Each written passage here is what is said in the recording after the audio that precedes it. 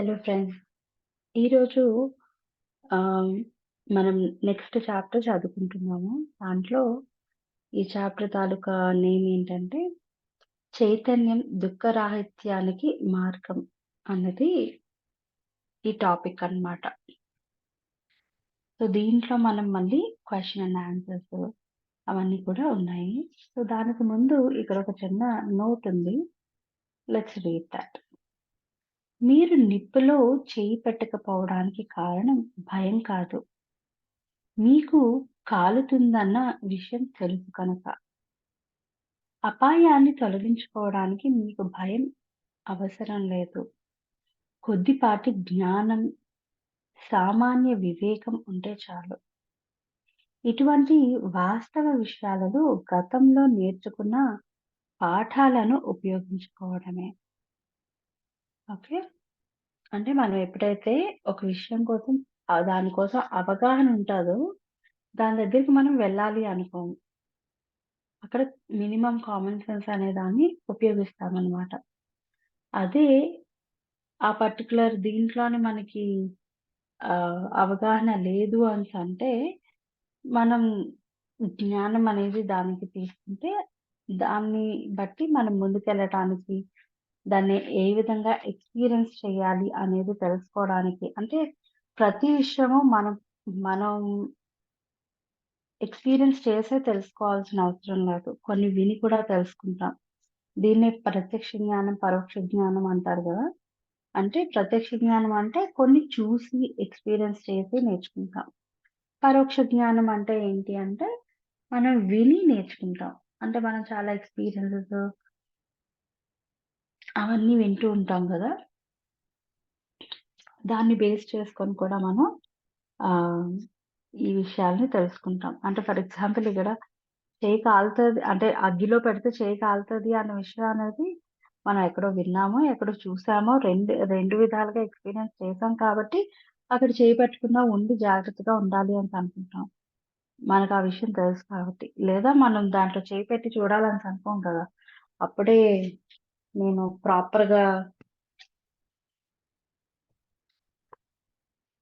తెలుసుకున్నాను అన్నది మీనింగ్ కాదు గదా! సో, అందుకని ఎప్పుడు కూడా ప్రత్యక్ష జ్ఞానాన్ని, పరోక్ష జ్ఞానాన్ని రెండిటిని గూడా మనం ఈక్వల్‌గా తెలుసుకుంటూ ఉండాలన్నమాట. సో, ఇక్కడ ఫస్ట్ క్వెషన్ ఏంటంటే, వర్తమానంలో బాధను సృష్టించుకోవద్దు. ప్రెజెంట్‌లో బాధ అనే దాన్ని సృష్టించుకోవద్దు అని అంటారు. ఎందువలన అంటే, మనం ప్రెజెంట్‌లో ఏవైతే చేస్తామో, ఏ విధంగా అయితే మన థాట్ ప్యాటర్న్ ఉంటుందో, ఏ విధంగా అయితే మన యాక్షన్స్ ఉంటాయో, వాటిని బేస్ చేసుకొని మన నెక్స్ట్ మినిట్ అనేది క్రియేట్ అవుతుందనమాట. అంటే మన ఫ్యూచర్ అనే దాన్ని క్రియేట్ చేసుకుంటూ ఉన్నాము. సో, దానికోసం ఇంకా డీప్‌గా తెలుసుకుందాం. క్వెషన్. బాధ, దుఃఖాల నుండి విముక్తి ఎవరి జీవితంలోనూ లేదు. వాటి నుండి తప్పించుకోవడం కన్నా, వాటితో కలిసి బ్రతకడం నేర్చుకోవడం ఉత్తమం కదా! దీని ఆన్సర్ ఏంటంటే, మానవ దుఃఖంలో ఎక్కువ భాగం అనవసరమైనదే. గమనించబడని మనస్సు మీ జీవితాన్ని నియంత్రిస్తున్నంత వరకు ఈ దుఃఖం స్వయంగా సృష్టించుకున్నదే. అంటే మన మోస్ట్ ఆఫ్ ది టైమ్ మనం బాధపడే థింగ్స్ అన్నీ అనవసరమైనవి అని అంటున్నారు. నేను దీనివల్ల ఫీల్ అయ్యాను, దానివల్ల ఫీల్ అయ్యాను అని అనుకుంటాం కదా! అవన్నీ కూడా అనవసరమైనవి అని అంటున్నారు. అలానే ఆహ్, మన మనస్సనేది, మన మైండ్ అనేది మనల్ని ఎప్పటి వరకైతే ఒక కంట్రోలింగ్ అన్న దీంట్లో ఉంచుతుందో, సో, అప్పటి వరకు మనం తెలుసుకోవాల్సింది ఏంటి అనేసంటే, ఈ బాధ అనే దాన్ని మనమే సృష్టించుకుంటున్నాము అన్న విషయం అనే దాని మీద మంచి క్లారిటీ ఉండాలి. ఇది నేను సృష్టించుకున్న బాధే అని చెప్పి. ఉన్నదాన్ని ఉన్నదాన్ని ఏదో రకంగా స్వీకరించలేకపోవడం లేదా అచేతనంగా అవరోధించడం వలన ఇప్పుడు మీరు బాధను సృష్టించుకున్నారు. ఆలోచన పరిధిలో ఈ అడ్డగింపు ఒక రకమైన తీర్పరితనం. ఉద్వేగపు స్థాయిలో ఇది ఒక రకమైన ప్రతికూల బాధ యొక్క తీవ్రత.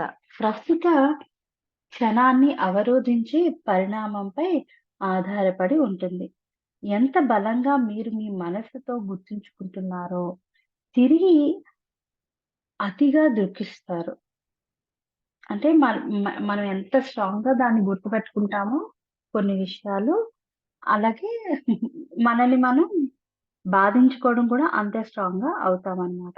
లేదా ఈ విధంగా చెప్పవచ్చు. ఎంత ఎక్కువ ఈ క్షణాన్ని స్వీకరించి గౌరవిస్తారో, అంత ఎక్కువగా బాధ, దుఃఖాల నుండి, అహంకారం మనస్సు నుండి విముక్తులవుతారు. అంటే ఈ ప్రస్తుత క్షణం అనే దాన్ని మనం గౌరవించడం అంటే ఆహ్, ఈ ఈ ఈ ప్రస్తుత క్షణంలో ఉండడం ఎంత ఇంపార్టెంట్ అన్న విషయాన్ని మనం ఇంకా ఇంకా డీపర్‌గా తెలుసుకోవాలనమాట. ఇక్కడ ఈ ప్రస్తుత క్షణంలోనే లైఫ్ ఉంది. ఈ ప్రస్తుత క్షణంలోనే నేను దేన్నైనా సరే సరిచేసుకోవాలనుకున్నా, లేదంటే దేన్నైనా సృష్టించుకోవాలనుకున్నా సరే, ఈ ప్రస్తుత క్షణంలోనే చేయగలను అన్న విషయం అనే దాన్ని మనం ప్రాపర్‌గా అర్థం చేసుకొని, దాన్ని ఎక్స్‌పీరియన్స్ చేయగలిగినప్పుడు, అదే ద అదే వేలో మనం వెళ్ళగలుగుతామనమాట. ఓకే.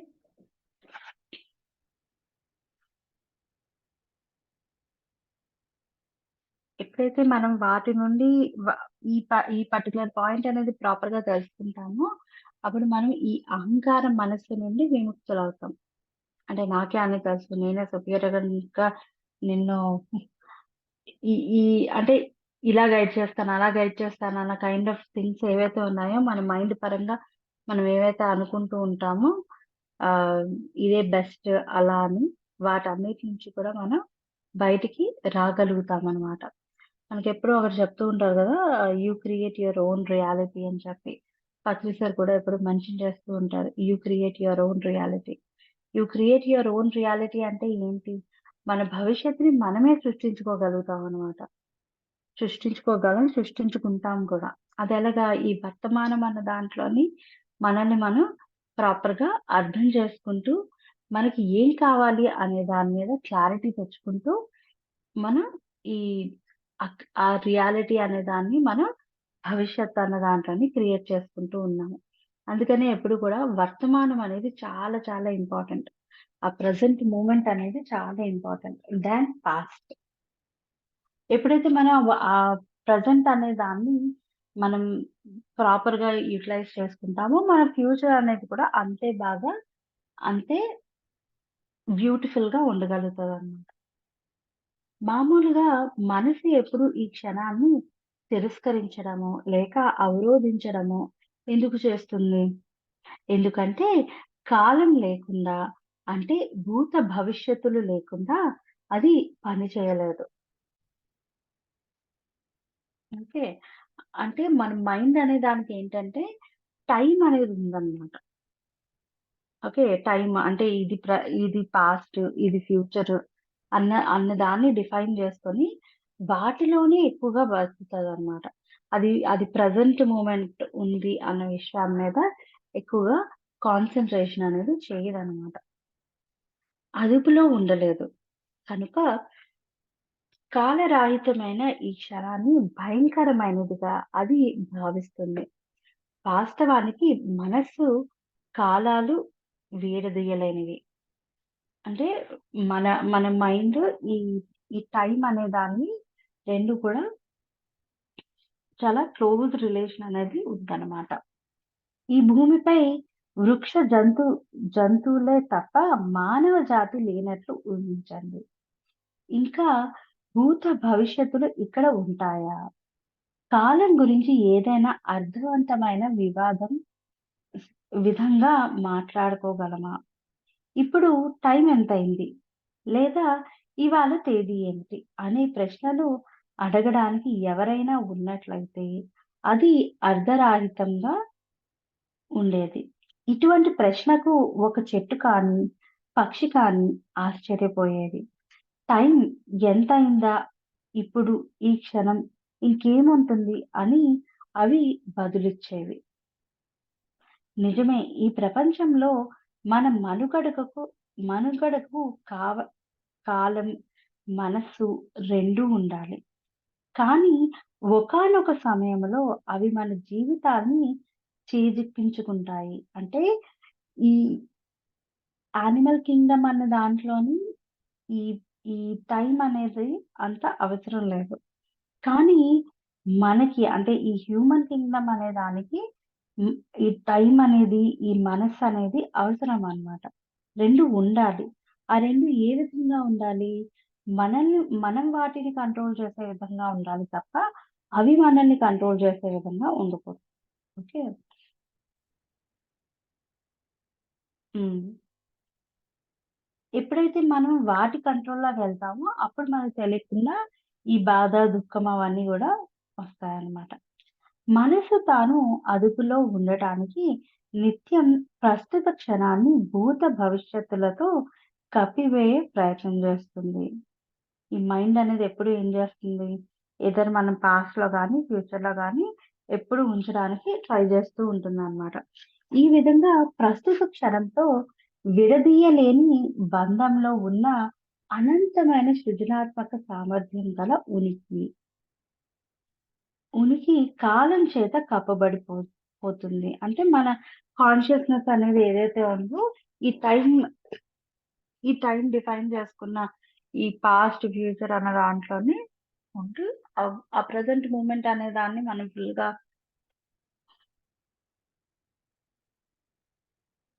మర్చిపోతూ ఉన్నాం గాబట్టి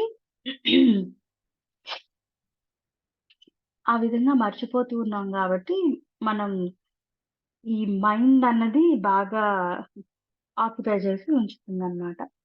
మీ నిజ ప్రకృతి మనస్సు వలన మైపోతుంది. మానవ మనస్సులో కాలభారం బాగా పెరిగిపోయింది. ప్రతి ఒక్కరూ ఈ భారం చేత బాధపడుతున్నారు.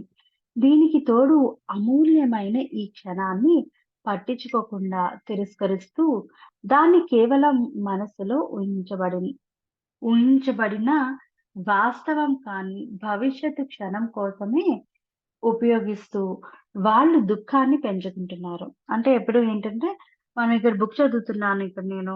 నెక్స్ట్ నేనేం జేయాలి అన్న దాని మీద కాన్సంట్రేషన్ ఉంటది.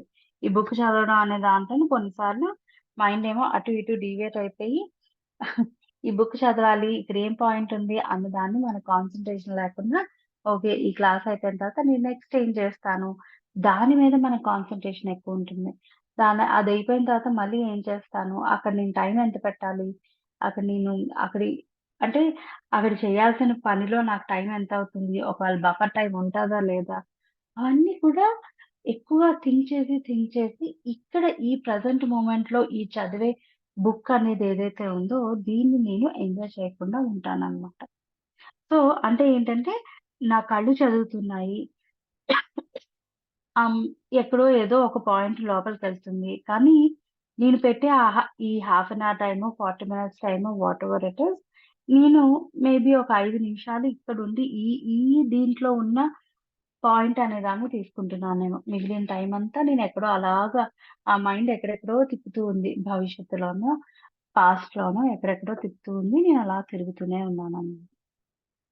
సో, ఎప్పుడైతే మనం ఆ విధంగా ఉంటామో, ఈ వర్తమానంలో మనం అస్సలు ఫోకస్ లేకుండా ఉండడం వల్ల, మనం మన ఫ్యూచర్ అనే దాన్ని కూడా అంతే అంతే గాబరాగా, అంతే ఆహ్, ఒక పీస్ అనేది లేకుండా దాన్ని సృష్టించుకుంటూ ఉన్నామనమాట.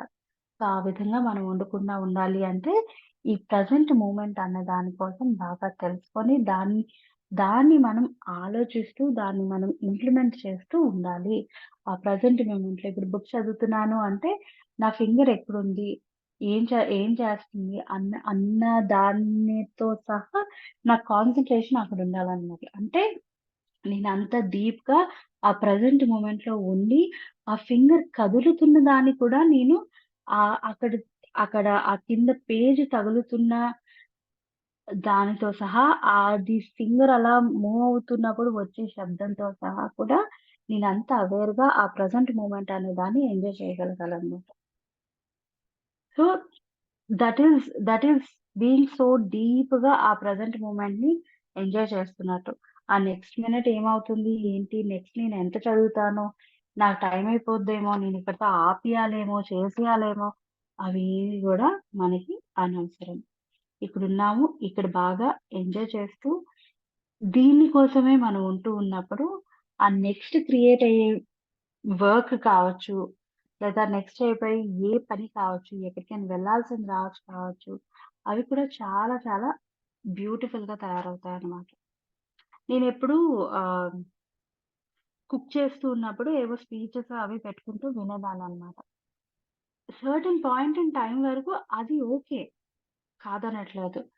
కాకపోతే ఏంటంటే ఆహ్, వింటూ ఉండేదాన్ని, కుక్ చేస్తూ ఉండేవాళ్ళం. Some kind of different kind of energy అక్కడ వెళ్తూ ఉండేది. ఎందుకంటే అది స్పీచెస్ వింటున్నది కూడా ఒక పాజిటివ్ రిలేటెడ్ థింగే కాబట్టి అది చేస్తూ ఉన్నాం.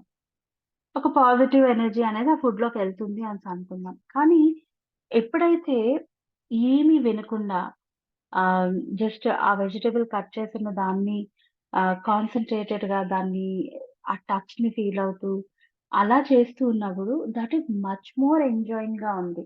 అంటే ఆ స్పీచ్ వింటూ ఉన్నప్పుడు ఏంటంటే మన కాన్సంట్రేషన్ అక్కడుంటుంది.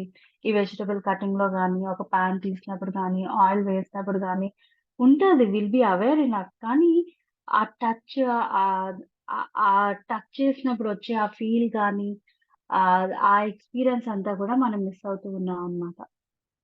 సో, దాన్ని కూడా మనం మిస్ కాకుండా ఆ ప్రెజెంట్ మూమెంట్‌లో ఉండి, దాని నుండి వచ్చే అంటే ఆ ఆనియన్ వేసినప్పుడు వచ్చే సౌండ్ దగ్గర నుండి ప్రతీది అన్నీ కూడా మనం ఆ ప్రెజెంట్ మూమెంట్‌లో ఉండి ఎంజాయ్ చేయగలిగితే that will be much more మనం మనం ఇంకా ఇంకా బాగా ఆ కర్రీని మనం చేసే ప్రతి పనిని కూడా ఎంజాయ్ చేయగలుగుతాము. With a very good quality. మనం అలా స్పీచ్ వింటూ చేసినా అంతే టైం అవుతుంది. వినకుండా చేసినా సరే అంతే టైం అవుతుంది.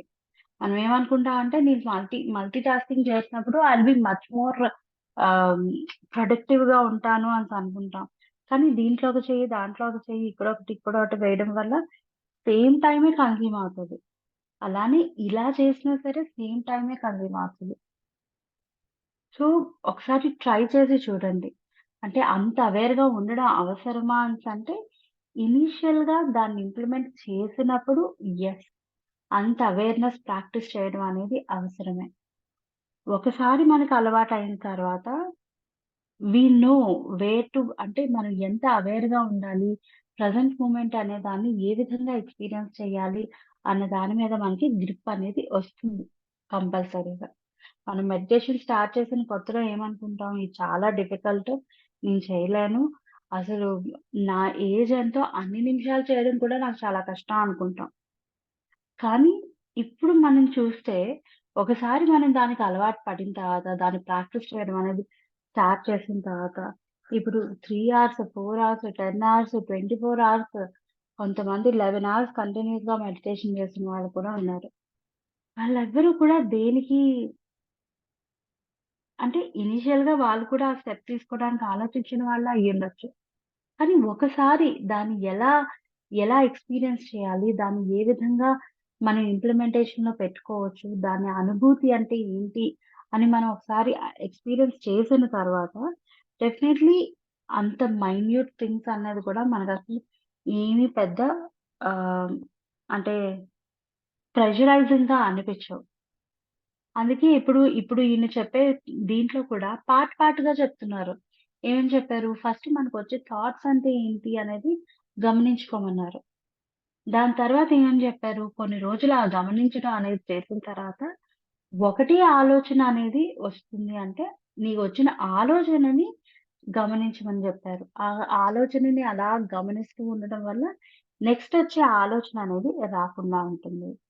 అంటే ఆ ప్రెజెంట్ మూమెంట్‌లో దాన్నలా అబ్జర్వ్ చేయడం వల్ల నెక్స్ట్ వచ్చే ఆలోచన అనేది రాకుండా ఉండడం అనేది మనం ఎక్స్‌పీరియన్స్ చేస్తామనమాట. అంటే ఆ ప్రెజెంట్ మూమెంట్‌లో ఉండడం అనే దాన్ని ఎక్స్‌పీరియన్స్ చేస్తూ ఉన్నాం. అలానే మిగిలిన థింగ్స్ అన్న దాంట్లో కూడా మనం అలా చేస్తూ ఉండడం వల్ల మనకు అవేర్‌నెస్ అనేది పెరగడం వల్ల మనం ఆ ప్రెజెంట్ మూమెంట్ అనే దాన్ని ప్రతి విషయంలోని కూడా మెల్లమెల్లగా ఎక్స్‌పీరియన్స్ చేస్తాం. మనకు తెలియకుండానే మనం ఆ ప్రెజెంట్ మూమెంట్ అనే దాన్ని ఫాలో అవుతూ కూడా ఉంటామనమాట.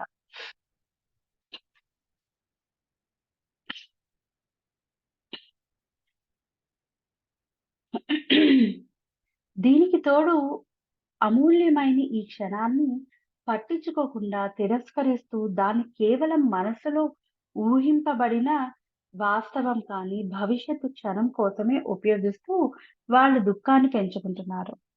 సమిష్టి మాసం మాసంలోనూ ఒక మనిషి మనస్సులోనూ కాలం పేరుకుపోవడమే కాకుండా, అది గొప్ప మొత్తంలో గతంలో మిగిలిన బాధ, విశేషాలను కూడా ఇముడ్చుకొని ఉంది. ఇం ఇంక మీకు గాని, ఇతరులకు గాని బాధను సృష్టించుకోకుండా ఉండాలంటే, మీలో ఇప్పటికే బ్రతుకుతున్న పూర్వపు బాధకు అదనంగా దుఃఖాన్ని పేర్చుకోకుండా ఉండాలంటే, మీ జీవితంలో వాస్తవ విషయాల కోసం అనంతమైన కాలాన్ని ఉపయోగిస్తూ, ఇక కాలాన్ని సృష్టించవద్దు. కాలాన్ని సృష్టించకుండా ఆపడం ఎలా? మీకు ఉన్న ఈ ప్రస్తుత క్షణాన్ని ప్రథమ కేంద్రంగా చేసుకోండి. రియలైజ్ అవ్వండి. మీ జీవితంలో ప్రస్తుత క్షణాన్ని ప్రథమ కేంద్రంగా చేసుకోండి. ఇదివరకు కాలంలో అంటూ కాలంలో ఉంటూ ప్రస్తుతంలోకి అప్పుడప్పుడు మాత్రమే క్లుప్త దర్శనాలు ఎలా చేసేవారో, అలాగే ఇప్పుడు ప్రస్తుతంలో ఉంటూ మీ జీవితం సందర్భం యొక్క అవసరాన్ని బట్టి భూత భవిష్యత్తుల్లోకి అప్పుడప్పుడు వెళ్ళి వస్తూ ఉండండి. ఎప్పుడూ ప్రస్తుత క్షణానికి అవును అనండి. ఇప్పటికే ఉన్నదానికి అంతర్గతంగా అవరోధించడం కన్నా వ్యర్థమైన పిచ్చి పని ఇంకేముంటుంది. నిత్యం ఇప్పుడు, ఇక్కడ మాత్రమే ఉండే జీవితాన్ని వ్యతిరేకించడం కన్నా పిచ్చి పని ఇంకేముంటుంది. ప్రస్తుతం ఉన్నదానికి వశమైపోండి. జీవితానికి అవును అని చెప్పండి. ఒకసారి సాధన చేసి చూడండి. హఠాత్తుగా జీవితం మీకు వ్యతిరేకంగా కాకుండా మీకోసం పనిచేయడం మొదలుపెడుతుంది. Okay. Thank you so much friends.